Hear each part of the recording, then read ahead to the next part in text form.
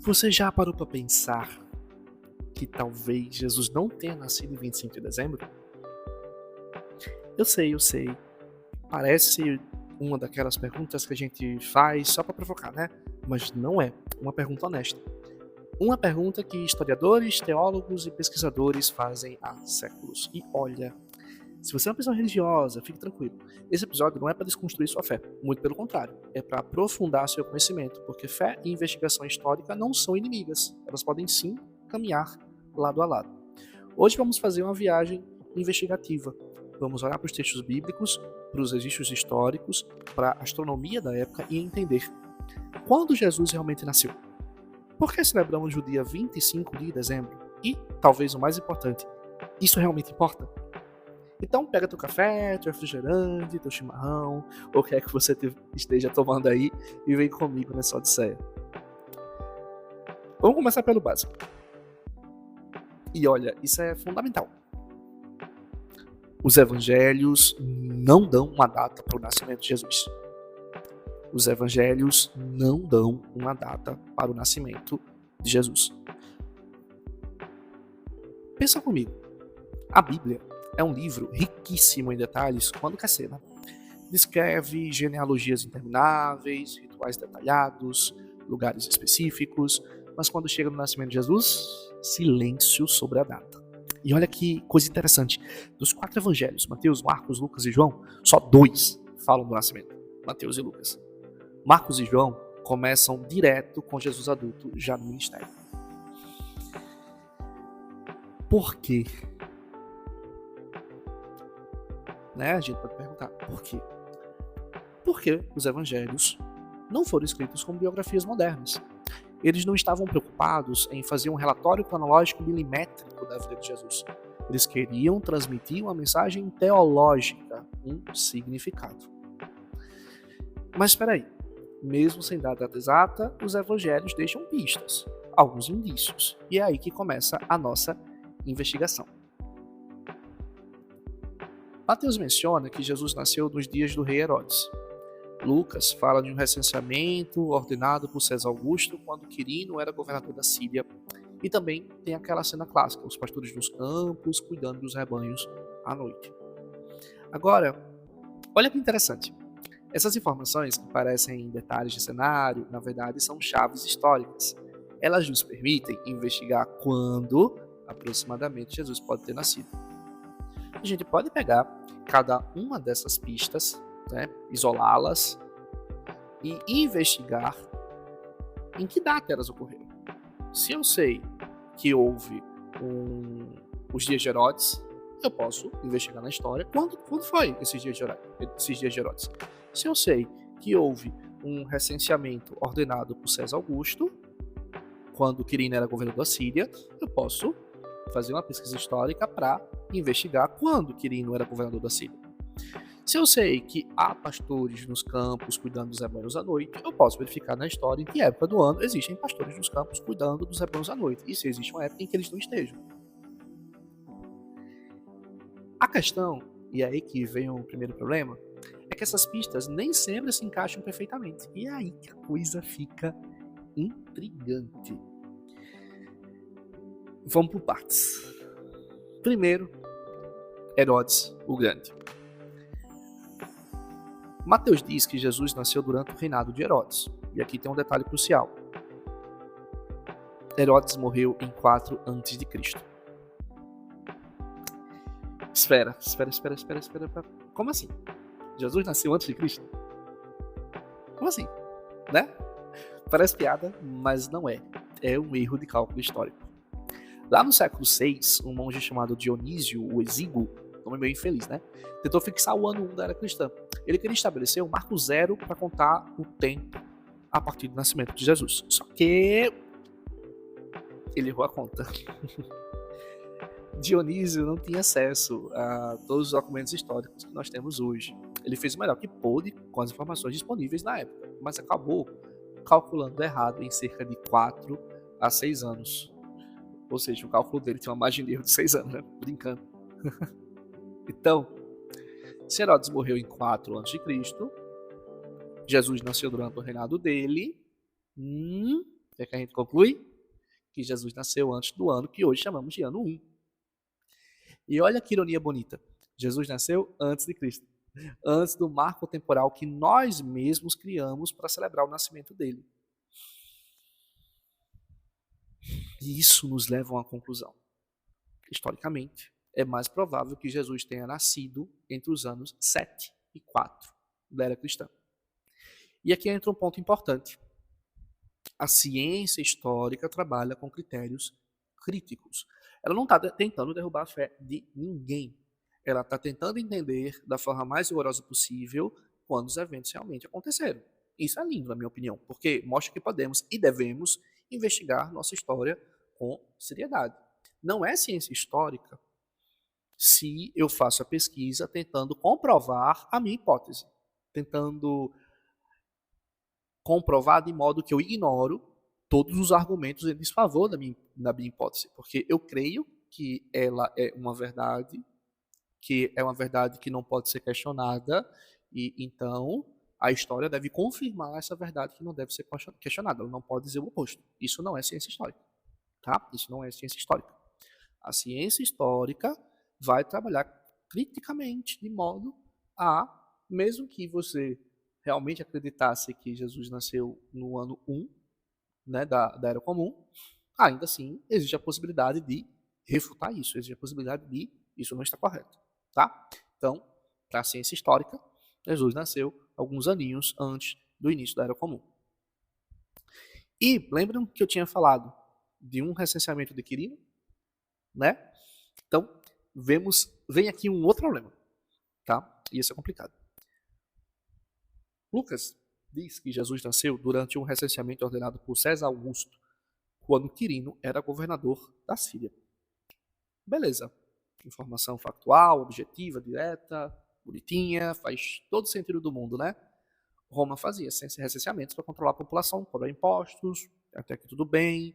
José e Maria vão até a Belém por conta desse recenseamento, tudo lindo, tudo maravilhoso, tá batendo. Só que tem um detalhe. Quirino só se tornou governador da Síria no ano 6 da nossa era. E o recenseamento que ele fez aconteceu nessa época. Mas espera, se Jesus nasceu durante o reinado de Herodes, que morreu em 4 a.C., como é que ele pode ter nascido durante o recenseamento de Quirino, que aconteceu 10 anos depois? É uma contradição. Não adianta fingir que não é. Agora, olha, existem várias tentativas de harmonizar essas informações. Alguns estudiosos sugerem que pode ter havido recenseamentos anteriores que não foram documentados, certo? Outros dizem que Lucas pode ter se confundido com as datas, outros ainda propõem leituras alternativas do texto grego. Entra aqui aquela questão, né? Será que a gente está fazendo história, ciência histórica, realmente, criticamente, ou está fazendo ciência histórica para afirmar aquilo que a gente previamente acredita? Né? De todo modo, sem julgamentos. Cada uma dessas explicações tem seus méritos, tem suas fragilidades. Não vou entrar em todas elas aqui, até porque não é meu objetivo defender uma posição específica. O que eu quero destacar é a história trabalha com probabilidades, não com certezas absolutas. Isso não é fraqueza, é honestidade intelectual. Isso é fazer ciência. Saber dizer não sabemos com certeza é sinal de maturidade, não é sinal de ignorância. Tá? Então, até aqui a gente tem que, se formos levar em conta Herodes, tudo aconteceu ali, o nascimento entre 4 e 7 a.C. Se fôssemos levar em consideração o recenseamento de Quirino, foram 10 anos, né, após. Então, já estaria bem depois da Era Comum, né? As duas coisas não podem ter acontecido ao mesmo tempo.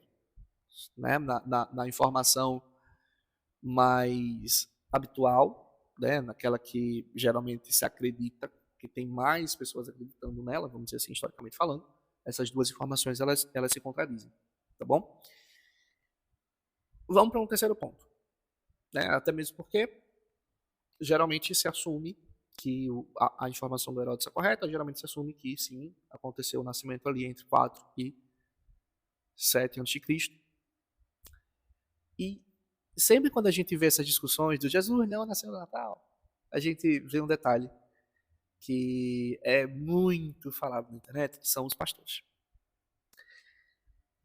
Lucas diz que havia pastores nos campos cuidando dos rebanhos à noite. E aí vem a pergunta: será que isso seria possível em dezembro? Sabe por quê? O argumento é o seguinte: dezembro é inverno na Judéia. E no inverno as ovelhas ficavam protegidas do frio, não nos campos abertos. Então, se os pastores estavam no campo, o nascimento não pode ter sido no inverno, porque no inverno está tudo congelando. Né? Não faz sentido ter pastor pastoreando no inverno. Então, esse nascimento deve ter sido na primavera, quase vamos sair, né? Na primavera ou no outono. Faz sentido, né? E a gente jogava a data bem para distante de dezembro, nesse caso aqui. Só que, vamos com calma, tá? Eu sei que esse argumento ele é bem fundamentado, mas só para dizer que eu estou pegando aqueles que estão, os argumentos contra o nascimento do 25 de dezembro, né? Vamos pegar aqui uma das defesas em relação a essa questão dos pastores. Certo? Para não dizer para você, não? Só levando um lado em consideração. O inverno na Judéia não é como o inverno na Europa. Não é aquele frio congelante de neve e ventania. A temperatura média em Belém, em dezembro, fica entre 5 e 12 graus Celsius. Para você ter ideia, é mais ou menos o frio de uma madrugada de inverno em São Paulo. Ou no Rio Grande do Sul. Desconfortável? Sim. Mas nada que impeça um pastor de ficar no campo se for necessário. Até mesmo porque a gente está falando do Oriente Médio. Tá? Não estamos falando do inverno europeu.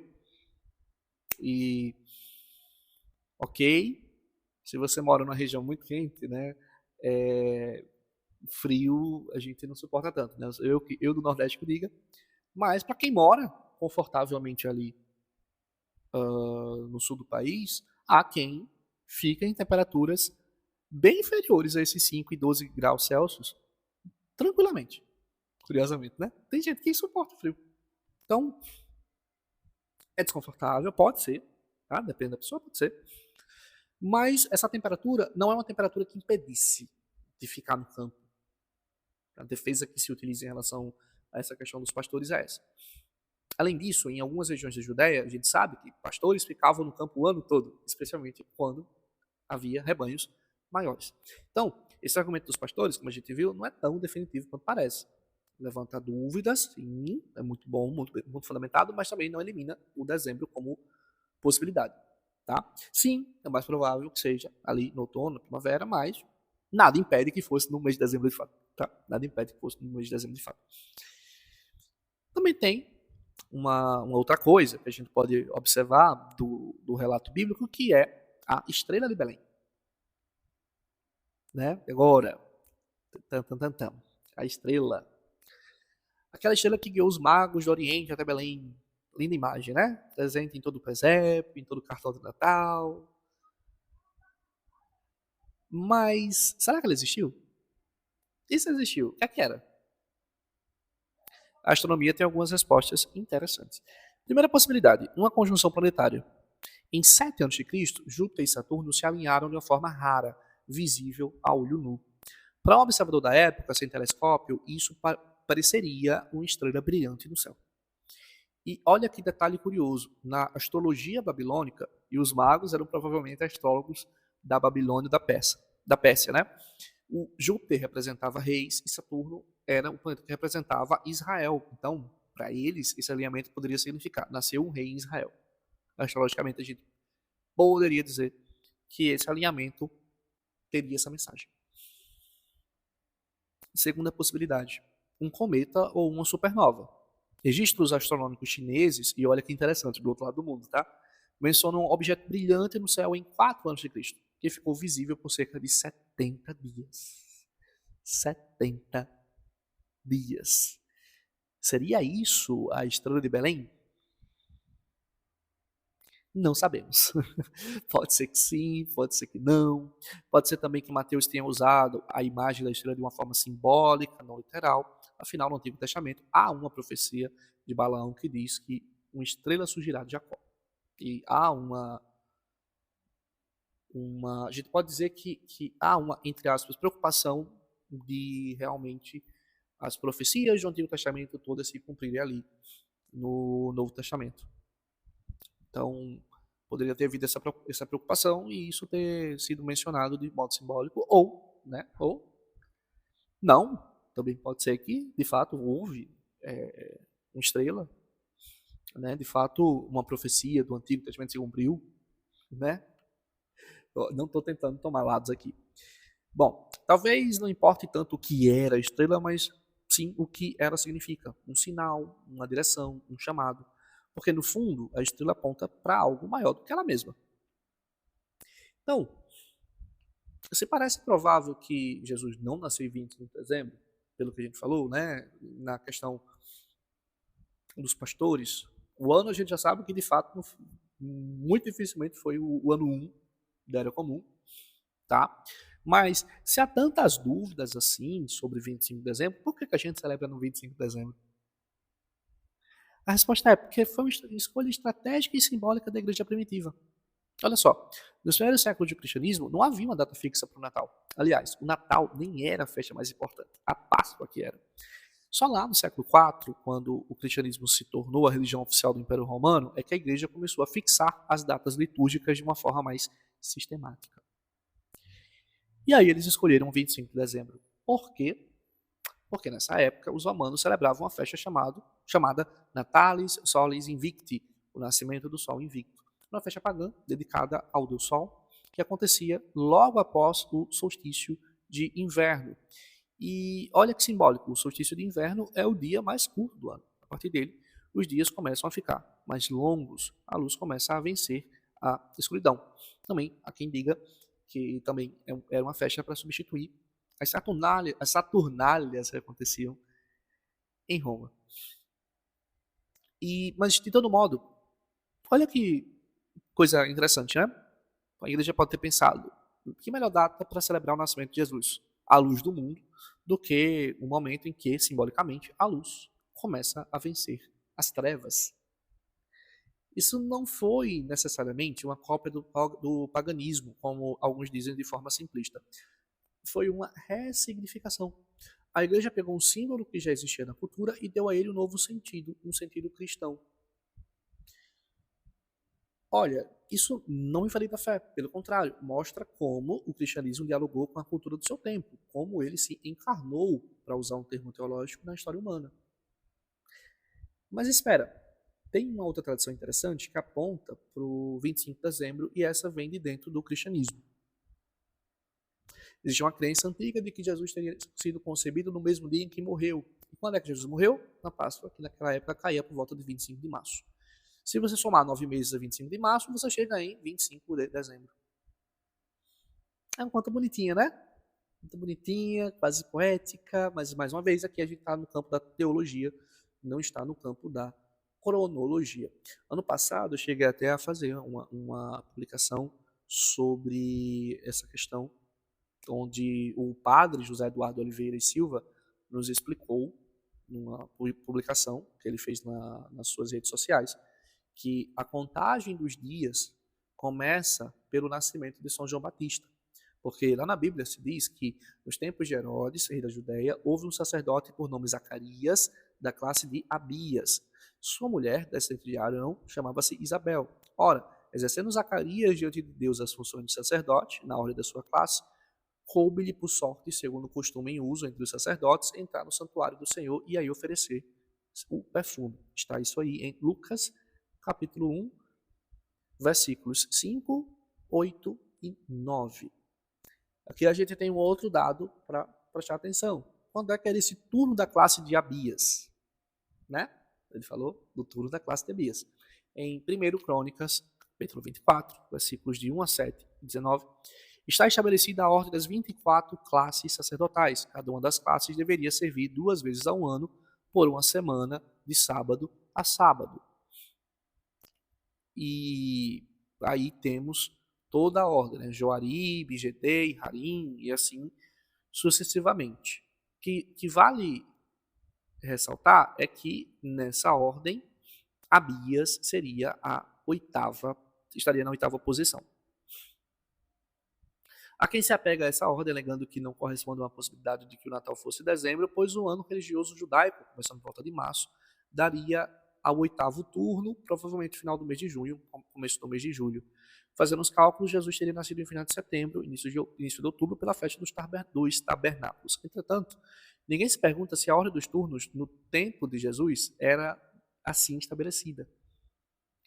Uma especialista francesa, Anne Jalbert, não sei como é que pronuncia o nome dela direitinho, escreveu um artigo em que estudou o calendário do livro dos Jubileus, apócrifo hebraico do final do século II a.C. Como muitos fragmentos desse calendário foram encontrados entre os escritos de Qumran, vê-se que ele estava em uso nos tempos de Jesus, certo? Esse calendário também é solar e não dava os nomes dos meses, mas apenas seu número de sucessão. Ela também publicou outros artigos importantes sobre esse tema. Por outro lado, o especialista Shemar Jahu Talmon, da Universidade Hebraica de Jerusalém, trabalhou sobre os escritos de Qumran e sobre o calendário do livro dos Jubileus e conseguiu precisar a ordem semanal dos 24 turnos. Na lista que o professor Talmon reconstruiu, o turno de Abias, prescrita 2 vezes por ano, acontecia assim. Primeiro, a primeira vez, né, de 8 a 14 do terceiro mês do calendário e a segunda vez de 24 a 30 do 8º mês do calendário. Ora, segundo o calendário solar, não lunar, como o atual calendário judeu, esta segunda vez se data assim. Vamos lá. O segundo turno de Abias correspondia, nessa conta desse pesquisador, aos dias de 24 a 30 de setembro. Portanto, quando São Lucas recolhe esta indicação, nos dá a possibilidade de reconstruir a data histórica do nascimento de Jesus. Então, vamos fazer as contas? Tá? Vamos fazer as continhas aqui. O anúncio do nascimento de São João Batista seria no dia 24 de setembro, no calendário ortodoxo. Essa festa, inclusive, se celebra no dia 23 de setembro, mesmo dia de São Pio de Petreucina. Essa festa é muito antiga na tradição da Igreja Oriental, inclusive. 6 meses depois dessa data, a gente teria o anúncio a Nossa Senhora no dia 25 de março, festa litúrgica da Anunciação. 3 meses depois, o nascimento de São João Batista, dia 24 de junho, festa litúrgica do seu Natal. E 6 meses depois, temos 25 de dezembro, o nascimento de Jesus, solenidade do Natal do Senhor. Né? E então, por aqui, por esses cálculos que a gente faz utilizando a própria Bíblia, poderíamos chegar, sim, na data de 25 de dezembro. Né? Lembrando que ainda temos a questão dos pastores. Tá? Só que, lembra que eu falei que uma das defesas era porque o inverno na Judéia não é igual ao inverno europeu. Tá? Porque no hemisfério norte, sendo inverno, os pastores não poderiam estar com suas ovelhas ao relento, e tanto a Judéia quanto a Europa é hemisfério norte, mas a Judéia está mais próxima do Equador, e aí a temperatura seria mais amena. Está mais próxima do Equador do que a Europa, melhor dizendo, né? Só que, mesmo que a gente considerasse, esse padre vai nos dizer que mesmo que a gente considerasse que é muito frio, uma tradução literal do texto grego de Lucas 2,8 diz que os pastores precisavam revezar durante a noite sobre o rebanho, justamente porque estava muito frio. Ou seja, há uma tradução literal do texto grego que indicaria que sim, ou estava muito frio e que havia revezamento. Portanto, se houve um revezamento porque estava muito frio, né, na possibilidade de haver um revezamento porque estava muito frio, o Messias nasceu em tempos de inverno. Hipólito de Roma, em 204 d.C., anotou que era tradição comemorarem o nascimento de Cristo em 25 de dezembro. Ele tinha 50 anos quando escreveu sobre isso. Ora, então, era costume há mais de 50 anos, o que nos leva a um costume que remonta a pelo menos 150 d.C., segundo esse padre. Ou seja, que essa data já estava sendo comemorada desde o ano 2 depois de Cristo. E mesmo que considerássemos que isso se deu por convenção, para os cristãos comemorarem o mesmo ciclo natural que tantos povos que nunca entraram em contato um com o outro também comemoram, seria um salto achar que isso foi feito para cristianizar o que era pagão para a dominação. Tá? Tem muitas outras festividades que acontecem também no dia 25 de dezembro. E não necessariamente porque todas acontecem no dia 25 de dezembro, que houve uma original e todas as outras estão repaginando essa comemoração conforme a sua cosmovisão. Não necessariamente, tá? Veja que há um fenômeno no céu, que é o solstício, e há como, através da análise desse fenômeno natural, aquela própria cultura desenvolver alguma tradição ali. Tá? Estou dando um argumento para dizer que não necessariamente, porque há datas iguais em várias culturas, que necessariamente a mais nova delas está repaginando todas as outras anteriores. Tá? Não necessariamente. Pode ser que sim, mas não necessariamente. Então, até vale aqui uma coisa, é que muita gente coloca muitas datas acontecendo no dia 25 de dezembro, de muitas culturas, mas algumas datas não acontecem no dia 20 de dezembro, tá? É porque, da mesma forma que haja quem tenta forçar a interpretação para que o dia seja no 25 de dezembro, da mesma forma que há quem fica procurando ali a exceção da exceção para que a coisa se encaixe na data que acredita, né, para não romper com aquele dogma da sua fé, né, para não romper com a tradição da sua fé. Há também quem vai fazer a mesma coisa para criticar. Né? Há também quem fica procurando coisa para falar mal, para mostrar, olha, essa tua tradição aí não é real, né, para dizer que não existe, essas coisas a gente sabe. Existem ambos os vieses acontecendo. Tanto de quem faz a pesquisa para encontrar como resposta 25 de dezembro e força a barra para, quanto também há quem faz a pesquisa e força a barra para encontrar que não é 25 de dezembro. Né? Porque, inclusive, não dizer que há quem faça, inclusive, para utilizar isso como argumento para dizer que Jesus não existiu. Bom, voltando aqui para a discussão, também outras datas foram propostas ao longo da história. Santo Agostinho falava em 7 de janeiro, algumas tradições sugerem 28 de março, 3 de abril, enfim. O que é que isso importa? Nunca houve consenso histórico sobre a data exata, pelo que a gente está vendo. Tá? Há toda uma discussão sobre essa data exata e provavelmente a gente nunca chegará a uma data exata. Tá? Nunca terá certeza sobre uma data exata. E agora a gente chega no ponto essencial. E eu diria que é o mais importante desse episódio inteiro. Existe uma diferença entre data histórica e data litúrgica. Data histórica é o dia cronológico em que algo aconteceu. Dia, mês, ano, exato. É o que os historiadores tentam descobrir. Data litúrgica é o dia simbólico, sagrado, em que a comunidade celebra aquele evento. É tempo sagrado, não tempo cronológico. É tempo sagrado, não tempo cronológico. Pode ser que os dois batam, pode ser que não. E mesmo que não, aqui temos uma diferença filosófica profunda. Porque o tempo sagrado não é o tempo do relógio. É o tempo do significado, do ritual, da memória coletiva. É o tempo em que uma comunidade se reúne para dizer: isso é importante, isso nos define, isso nos transforma.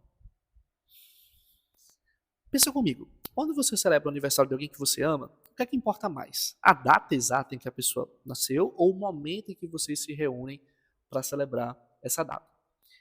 José, meu amigo, faz aniversário, sei lá, num dia 15 de dezembro de um ano hipotético. E esse dia 15 de dezembro caiu num dia de semana. E aí a gente foi comemorar, né? José colocou essa comemoração num domingo. Vamos colocar que foi num domingo, dia 19 de dezembro. Ainda que, mas José não pôde comemorar no dia do aniversário dele, então não pode comemorar mais, porque tem que ser no dia exato que ele nasceu. Não pode ser no dia 19. Não, a gente comemora o dia 19 de dezembro. Né? Se estivesse viajando e fosse o aniversário dele, um mês depois ele viesse para comemorar o aniversário, a gente comemoraria, por que não, né? Claro que a data tem um valor, né? A data específica tem um valor, mas o significado da celebração, ainda mais de uma questão sagrada, é maior do que a precisão cronológica. E é assim com o Natal. O cristianismo primitivo não estava preocupado com o quando exato, estava preocupado com o quem, com quem é Jesus e o que sua vinda ao mundo significa. Encarnação, Deus se fazendo homem, o divino entrando na história. Esse é o coração da mensagem. Então, depois de tudo isso, o que é que a gente pode afirmar?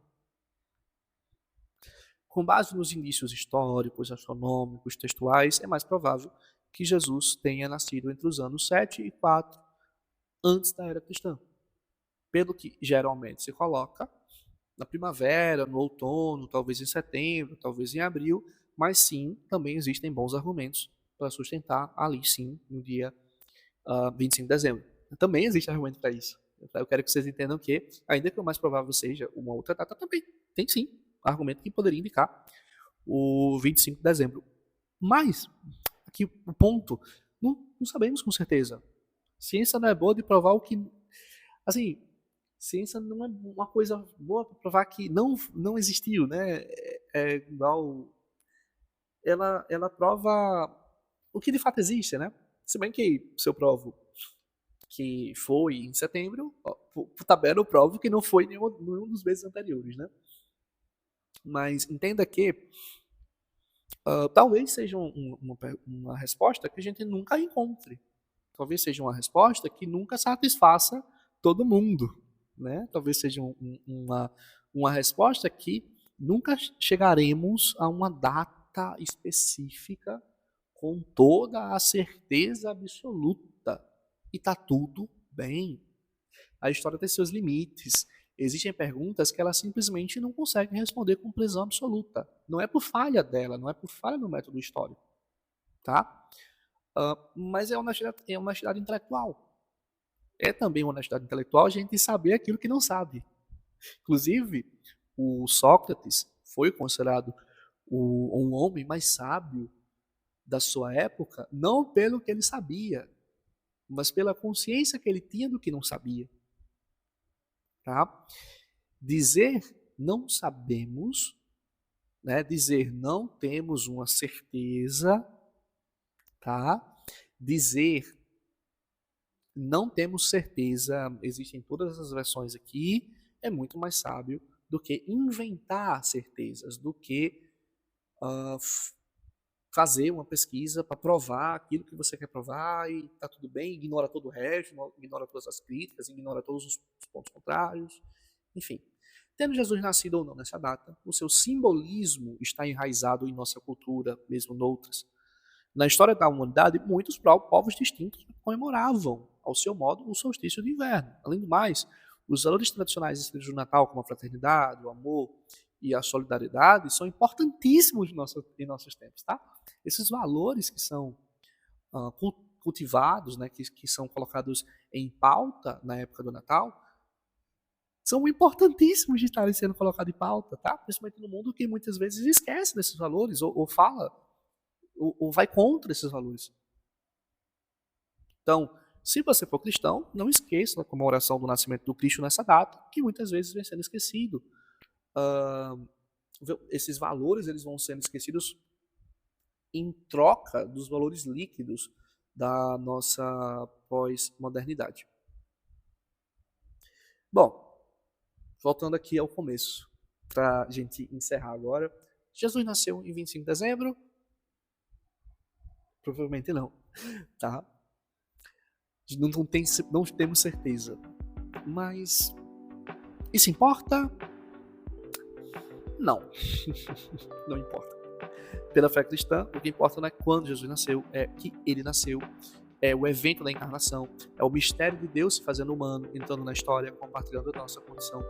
Celebrar em 25 de dezembro é uma tradição linda, cheia de significado simbólico e teológico, não há nada de errado nisso. Mas investigar a história, questionar, buscar compreender, isso também é um ato de reverência, porque a verdade não tem medo de investigação. Então, meu ouvinte, para você, continue curioso. Esse é o meu convite para você.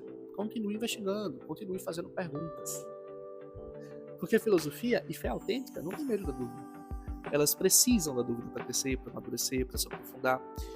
E lembre-se, refletir é um ato de cuidado consigo mesmo, tá? E com tudo que tem certo também. Aproveitando, antes de encerrar, eu comecei a fazer um curso de introdução à filosofia lá no meu canal do YouTube. Só pesquisar Odisseia Filosófica que vocês vão encontrar. E a gente teve uma série anterior sobre o livro Aprender a Viver, onde eu fiz os primeiros episódios do podcast são sobre essa série. E há também os episódios sobre o Aprendendo a Viver com os Estoicos, que seria sobre o capítulo 2 desse livro. A gente abordou aqui nos episódios do podcast até o capítulo 2. E depois eu não mais voltei a fazer essa discussão aqui no podcast.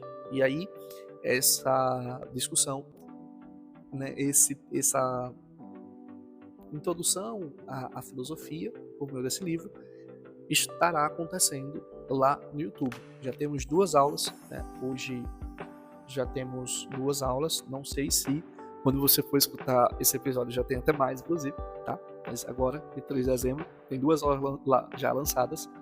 Ainda estamos no capítulo 1 da obra, tá? Então, espero que vocês, se gostaram daqueles episódios, acompanhem também lá no YouTube, sigam o canal, curtam lá, que dá uma força para eu poder continuar fazendo esses vídeos em formato de curso. A ideia é Instagram ficar para as publicações, tá?